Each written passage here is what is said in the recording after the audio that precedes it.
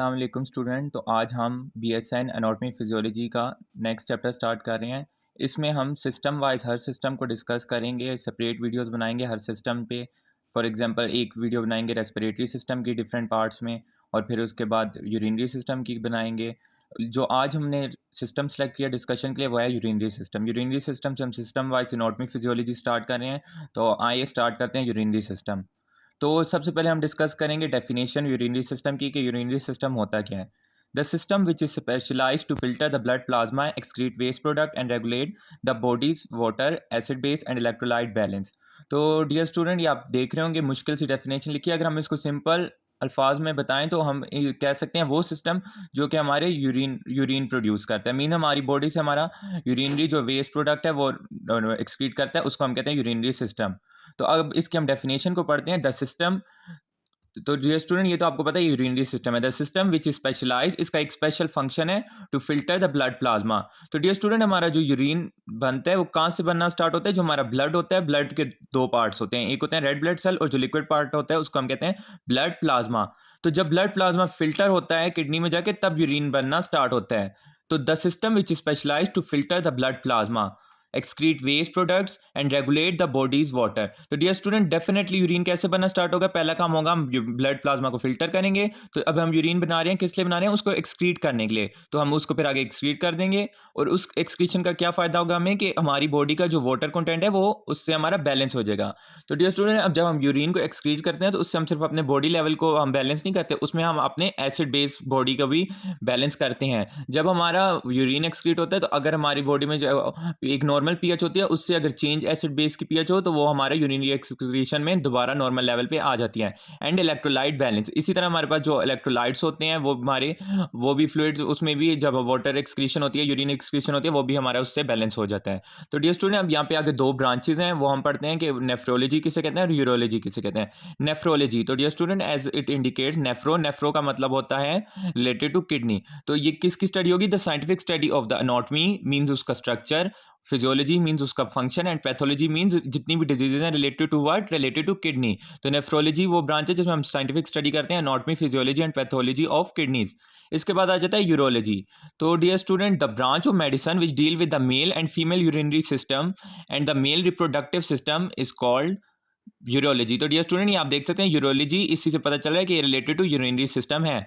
तो वो ब्रांच जिसमें हम mail and female urinary system and male reproductive system को पढ़ें उसको हम कहते हैं यूरोलॉजी। तो डियर स्टूडेंट अब हम स्टार्ट करते हैं अपने यूरिनरी सिस्टम के, देखते हैं उसमें कौन कौन से पार्ट्स होते हैं। Organs of the urinary system, urinary system consist of 6 organs.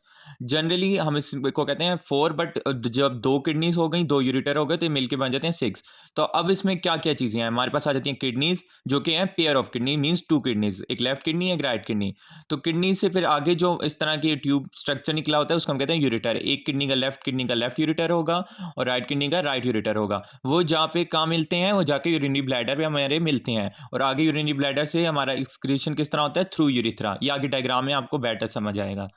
इसके बाद अब हम पढ़ते हैं फंक्शंस ऑफ किडनीज। तो डियर स्टूडेंट सिर्फ किडनी का फंक्शन यूरिन बनाना नहीं है। जनरली जब हमसे कोई पूछता है, स्टूडेंट टीचर स्टूडेंट से पूछते हैं तो स्टूडेंट यही जवाब देते हैं कि किडनी का काम होता है हमारा यूरिन प्रोडक्शन, बट उसके और भी बहुत से फंक्शन हैं, वो अब हम पढ़ते हैं।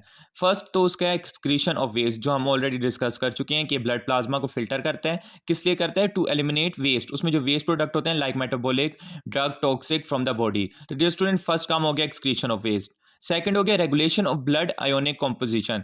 तो डियर स्टूडेंट हम पहले भी पढ़ चुके हैं डेफिनेशन में कि जो हमारा किडनी का एक फंक्शन भी होता है कि हमारा इलेक्ट्रोलाइट बैलेंस करता है। तो डियर स्टूडेंट आप ये देख सकते हैं sodium ion, potassium ion, calcium ion, वो इसको भी बैलेंस करता है। अगर हमारी बॉडी में सोडियम ज़्यादा होगा तो ज़्यादा एक्सक्रीट आउट हो जाएगा, और अगर कम होगा तो वो फिर उसकी रीअब्जॉर्प्शन ज़्यादा होगी और कम एक्सक्रीट होगा। इस सब को हम कहते हैं ह्यूमोस्टेसिस।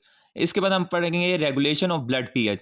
तो डियर स्टूडेंट ये भी हम डेफिनेशन में पढ़ चुके हैं कि किडनी का काम ये भी होता है कि अगर वो हमारी बॉडी में एसिड ज़्यादा हो रहा हो तो हाइड्रोजन आयन ज़्यादा एक्सक्रीट करना शुरू कर देती है। इसी तरह अगर हमारा कम हो तो फिर हमारा जो कार्ब, इसको हम कार्बोनेट आयन कहेंगे। तो ये इसकी वजह से हमारी बॉडी में बेसिक एनवायरनमेंट क्रिएट होती है, और हाइड्रोजन आयन की वजह से एसिडिक कंडीशन।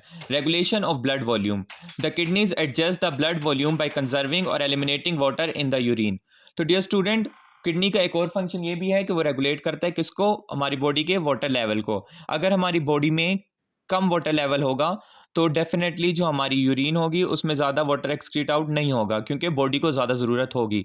तो वो ज़्यादा रीअब्ज़ॉर्ब कर लेगा और कौन ज़्यादा रीअब्ज़ॉर्ब करेगा? किडनी। किडनी में एक स्पेशल स्ट्रक्चर होता है जिसको हम कहते हैं नेफ्रॉन। वो आगे जाके हम पढ़ेंगे कि किस तरह ये सब प्रोसेस होता है।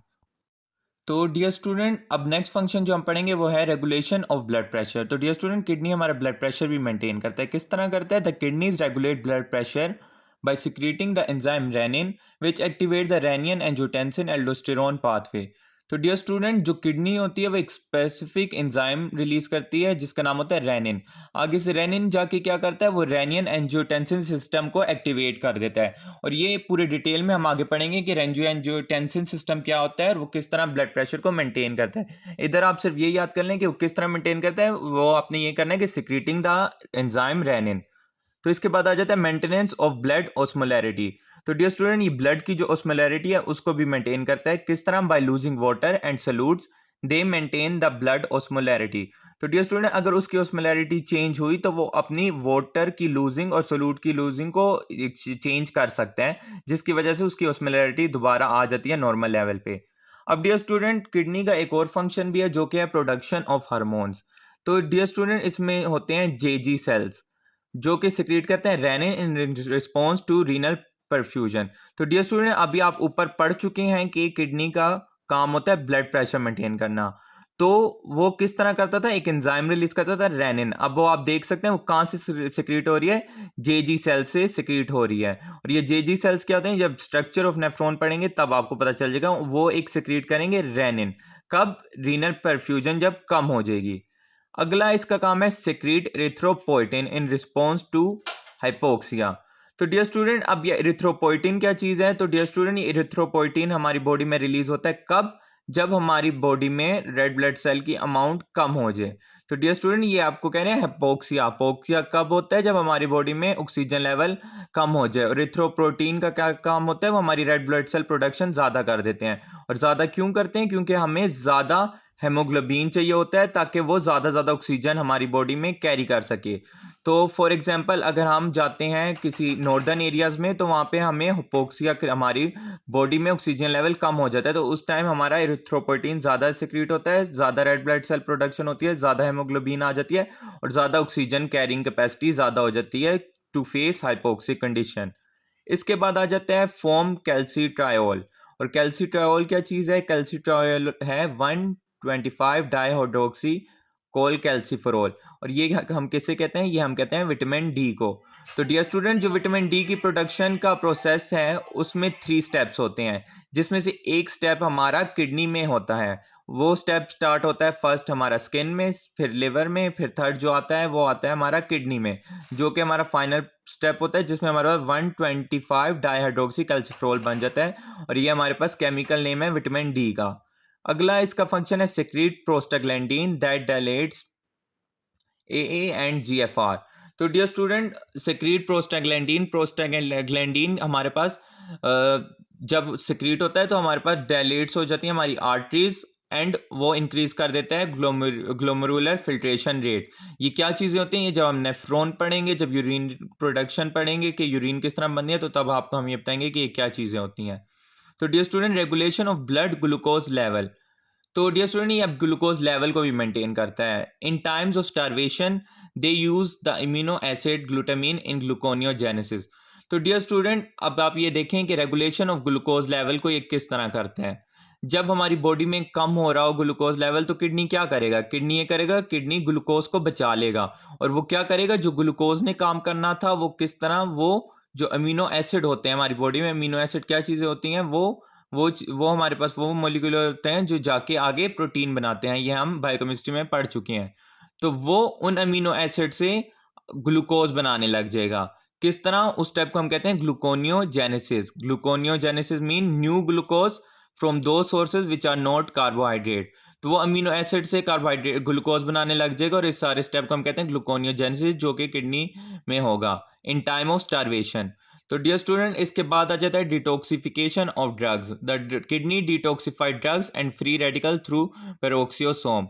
तो डियर स्टूडेंट, इसका एक और फंक्शन ये भी है कि किडनी हमारे पास जो ड्रग्स वगैरह हम लेते हैं वो उसको डिटॉक्सिफाई करते हैं। और जो हमारे फ्री रेडिकल्स होते हैं, फ्री रेडिकल्स मींस वो एटम जिनके पास एक अनपेयर्ड इलेक्ट्रॉन होता है, तो वो हमारी बॉडी के लिए बहुत डेंजरस होते हैं, वो हमारे डीएनए में भी इनकॉर्पोरेट हो सकते हैं। तो ये उन दोनों चीज़ों से हमारे प्रिवेंट करता है, किन किन चीज़ों से, ड्रग से भी और फ्री रेडिकल से भी। तो डियर स्टूडेंट, ये थे हमारे फंक्शन ऑफ किडनीज जो आप देख सकते हैं। हमने पहले भी कुछ पढ़े, 5-4 ये थे और आगे ये सब थे। तो डियर स्टूडेंट, इसके बाद हम पढ़ेंगे एनाटॉमी ऑफ किडनी स्टार्ट करेंगे। तो अगर इसमें आपको इस वीडियो में कोई इशू